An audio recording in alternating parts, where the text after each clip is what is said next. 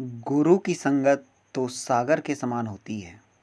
उसमें जितनी दूर और गहराई तक उतरोगे उतने ही मूल्यवान मोती मिलेंगे।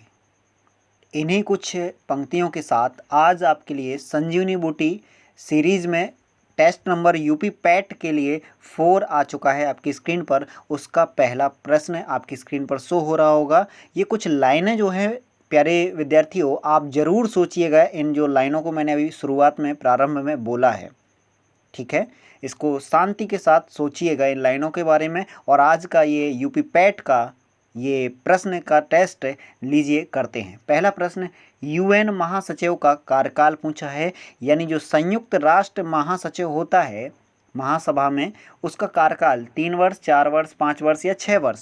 तो इसका राइट ऑप्शन आपने पहचान लिया होगा, 5 वर्ष का कार्यकाल होता है यूएन महासचिव का। और ध्यान रखिएगा, यूएन महासचिव हैं कौन वर्तमान में?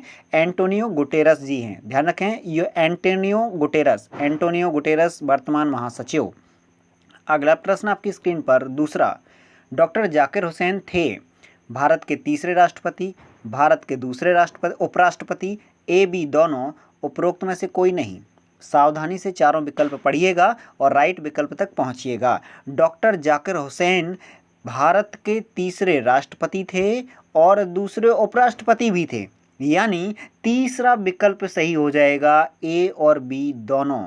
ध्यान रखिएगा, ये पहले राष्ट्रपति हैं जिनकी पद पर रहते मृत्यु हुई थी। ध्यान रखिएगा जाकिर हुसैन साहब को। अगला प्रश्न आपकी स्क्रीन पर तीसरा, बहुत ही इंपॉर्टेंट, उच्चतम न्यायालय यानी सुप्रीम कोर्ट की जो न्यायाधीशों की नियुक्ति के लिए भारत में भारतीय नागरिक का उच्च न्यायालय के न्यायाधीश के रूप में कम से कम कितने साल का काम करना जरूरी है। यानी जो सुप्रीम कोर्ट है उसमें न्यायाधीश बनने के लिए या नियुक्ति के लिए आपको कितने साल तक उच्च न्यायालय में न्यायाधीश यानी हाई कोर्ट में न्यायाधीश बनना अनिवार्य है। तो 4 वर्ष, 5 वर्ष, 7 वर्ष या 10 वर्ष। सावधानी से विकल्प चुनिएगा। ये न्यायाधीशों की शर्तों में पढ़ते हैं हम लोग, तो ये ध्यान रखेंगे 5 वर्ष तक अगर कोई हाई कोर्ट में न्यायाधीश रह चुका हो और 10 साल अधिवक्ता, ये उसकी शर्त है, 10 साल अधिवक्ता और 5 वर्ष हाई कोर्ट में न्यायाधीश, वो क्या बन सकता है? सुप्रीम कोर्ट जो दिल्ली में है उसका न्यायाधीश बन सकता है।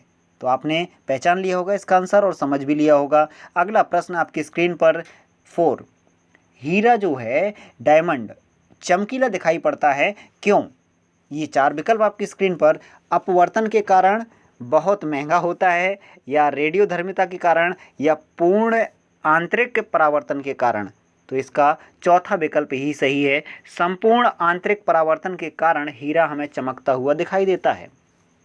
अगला प्रश्न 5 आपकी स्क्रीन पर, भारत और रोमन साम्राज्य के बीच व्यापार की अमूल्य जानकारी किस किताब में मिलती है?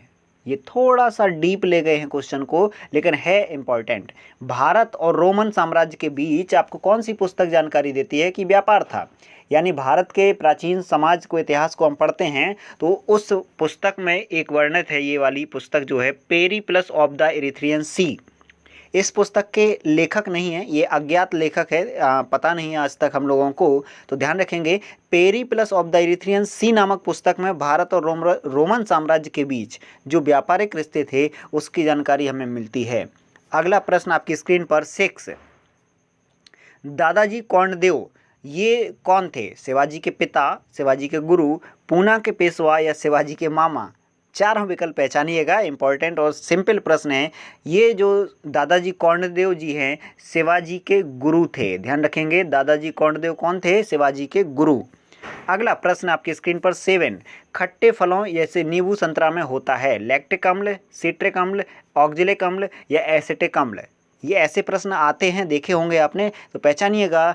खट्टे फलों में सिट्रिक अम्ल पाया जाता है, ये दूसरा विकल्प सही है। और लैक्टिक अम्ल क्या होता है? दही में। ध्यान रखिएगा।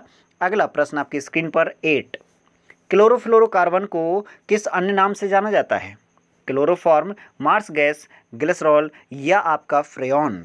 बहुत ही इंपॉर्टेंट है, ध्यान रखिएगा। क्लोरोफ्लोरो यानी जो CFC गैस है उसका एक अन्य नाम पूछा है आपसे, तो इसका राइट ऑप्शन है चौथा फ्रेयॉन। दूसरा नाम जाना जाता है फ्रेयॉन के नाम से जानी जाती है CFC। अगला प्रश्न 9 आपकी स्क्रीन पर, कर्क रेखा नहीं गुजरती है। ट्रॉपिक ऑफ कैंसर 23.5 डिग्री उत्तरी अक्षांश कहाँ से नहीं गुजरती? भारत, मिस्र, ईरान या मैक्सिको। Right option पहचानिएगा। इनमें से 3 देश हैं जहाँ से कर्क रेखा पास होती है और एक से नहीं होती है, वह है तीसरा विकल्प ईरान। ईरान देश से कर्क रेखा नहीं गुजरती, भारत के 8 राज्यों से गुजरती है, मिस्र से गुजरती है और मैक्सिको से गुजरती है। एक बार हम आपको राज्य बताए दे रहे हैं भारत के, ध्यान से सुन लीजिए और नोट कर लीजिएगा। गुजरात, राजस्थान, मध्य प्रदेश, छत्तीसगढ़, झारखंड, पश्चिम बंगाल, त्रिपुरा और मिजोरम, ये पश्चिम से पूर्व क्रम से कर्क रेखा पर स्थित राज्य हैं, ध्यान रखेंगे आप लोग। अगला प्रश्न आपकी स्क्रीन पर 10, रणजीत सागर बांध अवस्थित है। ब्यास नदी, झेलम, चिनाब या रावी नदी पर। चारों में से अपना आंसर पहचान लिया होगा। इसका राइट ऑप्शन है रावी। रणजीत सागर डैम रावी नदी पर है, रणजीत और रावी, तो आप पहचानेंगे और थोड़ा रिलेट करके करेंगे तो याद हो जाएगा। 11वां प्रश्न आपकी स्क्रीन पर, कोडनकुलम आणविक शक्ति परियोजना अवस्थित है केरल में, कर्नाटक, उड़ीसा या तमिलनाडु में। यानी जो परमाणु रिएक्टर है ना कुछ, वो बहुत ही इंपॉर्टेंट है, हो सकता है पैट में एक ना एक रखा मिले, इसलिए आप सुन लें और इसका आंसर पहचानिएगा, नोट कर लीजिएगा। कोडनकुलम परमाणु रिएक्टर ये जो है तमिलनाडु राज्य में है, चौथा ऑप्शन सही है।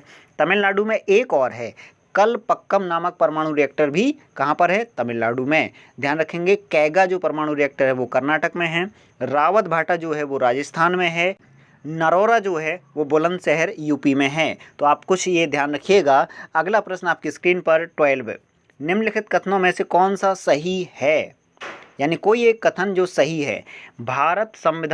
भारतीय संविधान अध्यक्षतात्मक है, भारत एक संसदात्मक प्रजातंत्र है, भारत एक कुलीन तंत्र है, भारत एक नाम मात्र का राजतंत्र है।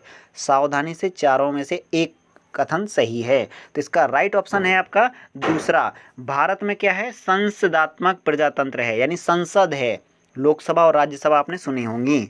अगला प्रश्न आपकी स्क्रीन पर 13, यूरोप में प्रथम विश्वविद्यालयीन संस्कृत पीठ स्थापित की गई थी। यानी जो यूरोप महाद्वीप है उसमें प्रथम विश्वविद्यालयीन स्तर पर संस्कृत पीठ स्थापित की गई थी, कहाँ पर? ब्रिटेन, जर्मनी, रूस या फ्रांस। बहुत ही इंपॉर्टेंट है ये प्रश्न, ध्यान रखेंगे। ये जो जर्मनी देश आपका है, जर्मनी जिसकी राजधानी बर्लिन है, इस देश में पहला संस्कृत पीठ स्थापित हुआ था। यहीं पर बहुत से विद्यालय हैं जो संस्कृत भाषा पढ़ाते हैं, ये बहुत इंपॉर्टेंट है। शायद एक मूवी में भी जिक्र हुआ है, हमें मूवी याद नहीं आ रही है, लेकिन संस्कृत के विद्यालय उसमें बताए गए हैं, यानी इंजीनियरिंग को लेकर बात होती है उस पर। तो ये आपका सबसे पहला विश्वविद्यालय यूरोप में संस्कृत का कौन सा है? जर्मनी में। अगला प्रश्न आपकी स्क्रीन पर, बिहार राज्य में स्थित बरौनी किसके लिए प्रसिद्ध है? तेल शोधन, लोहा इस्पात, रेल कोच फैक्ट्री या सूती वस्त्र। तो बिहार में बरौनी जो है वो एक बरौनी तेल शोधनशाला है। क्या है? बरौनी तेल शोधनशाला है, ध्यान रखेंगे। बरौनी में क्या होता है? तेल का शोधन किया जाता है। अगला प्रश्न आपकी स्क्रीन पर 15, पार्कलैंड वनस्पति विशेषता है, ये बहुत ही इंपॉर्टेंट है, ध्यान रखेंगे। पार्कलैंड उष्णकटिबंधीय वनों की है, सवाना की, प्रेरी या पंपास की। पार्कलैंड वनस्पति विशेषता है सवाना घास की। किसकी है? सवाना। सवाना घास किस प्रकार की वनस्पति है? उष्णकटिबंधीय वनस्पति है, ध्यान रखिएगा। अगला प्रश्न आपकी स्क्रीन पर 16, निम्नलिखित सागरों में से किस में लवणता सर्वाधिक पाई जाती है? इन चारों में पूछ रहा है, ध्यान रखना। और अभी हम सर्वाधिक किस झील में है वो हम बताए दे रहे हैं। इसमें से 4 ऑप्शन में से एक सही है, पहचानेंगे आप, आपने नोट कर लिया होगा। मृत सागर, मृत सागर में आपकी लवणता सर्वाधिक है। लेकिन एक झील है वॉन झील, वॉन झील में सर्वाधिक, मृत सागर से भी अधिक, लगभग 330 ग्राम प्रति हजार खारापन है, लवणता है। यानी 330 ग्राम आपको नमक मिलेगा 1000 ग्राम पानी अगर लेंगे तो। समझ गए हैं?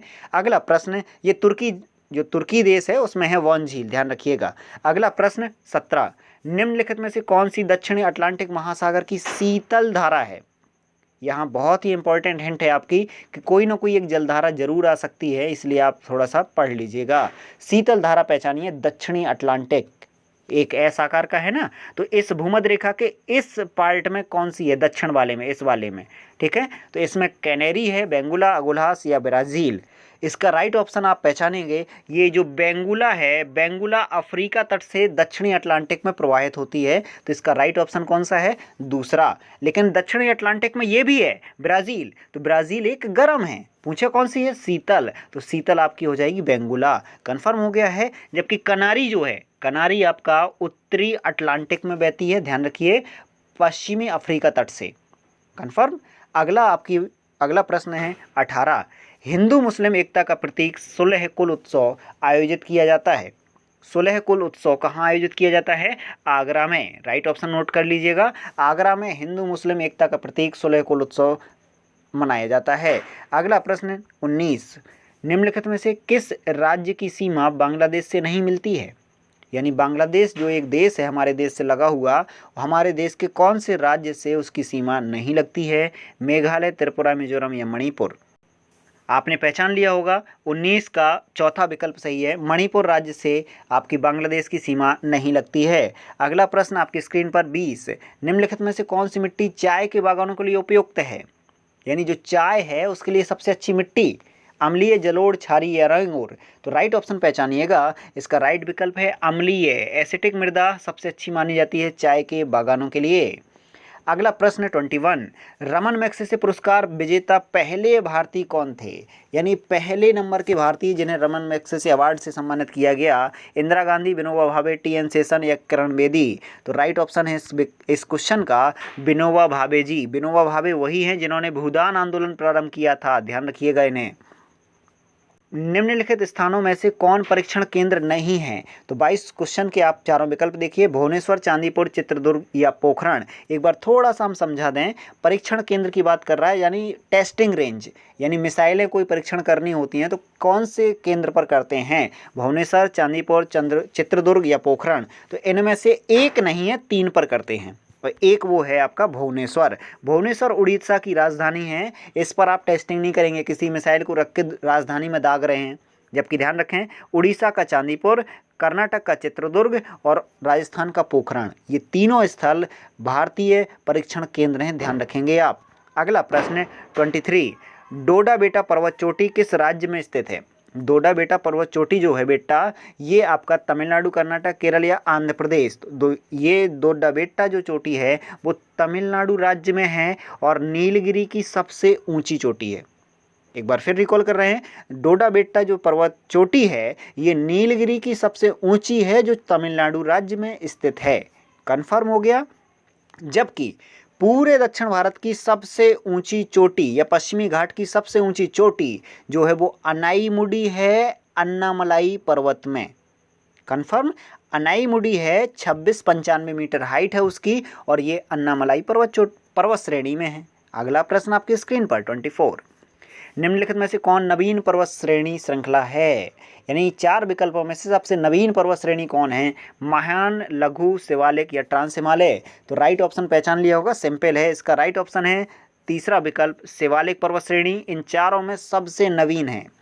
अगला प्रश्न 25, COP1 का आयोजन किस देश की राजधानी में हुआ था, यानी जो कॉन्फ्रेंस ऑफ पार्टीज का पहला समिट हुआ था कहाँ, जर्मनी, फ्रांस, अमेरिका, स्पेन। तो ध्यान रखिएगा, वॉन शहर जर्मनी में COP फर्स्ट की मीटिंग हुई थी।